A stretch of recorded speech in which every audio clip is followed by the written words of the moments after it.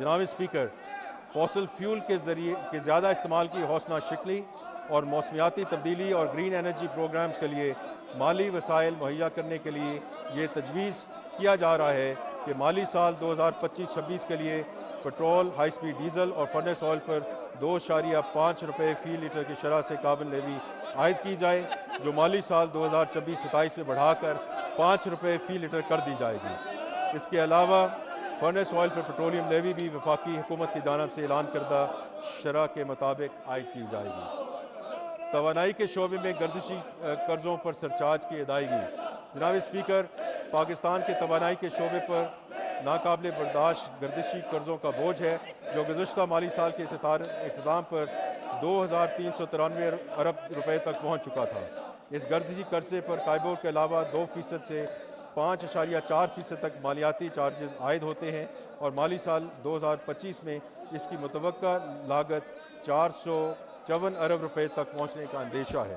وفاقی حکومت کا ارادہ ہے کہ موجودہ مہنگی قرضوں کی ری فنانسنگ سستے اور شریعت کے مطابق بینک فنانسنگ کے ذریعے کی جائے اور اس طرح موجودہ قرض کی ادائیگی کے لیے ڈیٹ سروسنگ سرچارج کو صرف منافع یا مارک اپ کے لیے نہیں بلکہ اصل قرض کی ادائیگی کے لیے بھی استعمال کیا جائے۔ اس منصوبے کو عملی جامہ پہنانے کے لیے نیپرا ایکٹ میں ایک ترمیم تجویز کی جا رہی ہے، جس سے وفاقی حکومت کو ڈی ایس ایس پر 10% سرچارج ادا کرنے کی پابندی کو کیس ٹو کیس منجات پر مخصوص مدت اور مقصد کے لیے بڑھانے کا اختیار حاصل ہو جائے گا۔ جناب اسپیکر، 2 اور 3 پہیوں والی الیکٹرک گاڑیوں کے استعمال کو فروغ دینے کے لیے حکومت پاکستان نے نئی انرجی وہیکل پالیسی تیار کی ہے۔ اس پالیسی کا مقصد پیٹرول اور ڈیزل پر چلنے والی گاڑیوں کے بجائے الیکٹرک گاڑیوں کو ترجیح دینا ہے تاکہ ماحول کو آلودگی سے بچایا جا سکے۔ اس پالیسی کے تحت گاڑیوں کی تجاری اور فروخت کو فروغ دینے کے لیے ایک لیوی عائد کرنے کی تجویز ہے، جو معدنی تیل استعمال کرنے والی گاڑیوں کی فروخت اور درآمد پر انجن کی طاقت کے مطابق مختلف درجوں پر لاگو ہوگی۔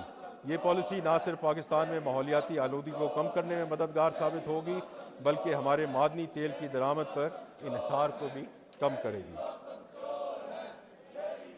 جناب اسپیکر، اب میں ریلیف اقدامات کی طرف آتا ہوں۔ تنخواہ دار طبقے کے لیے ٹیکس میں کمی کے ساتھ ساتھ حکومت نے اپنی مالی مشکلات کے باوجود سرکاری ملازمین کے لیے ریلیف اقدامات کا فیصلہ کیا ہے، جن کی تفصیل یہ ہے۔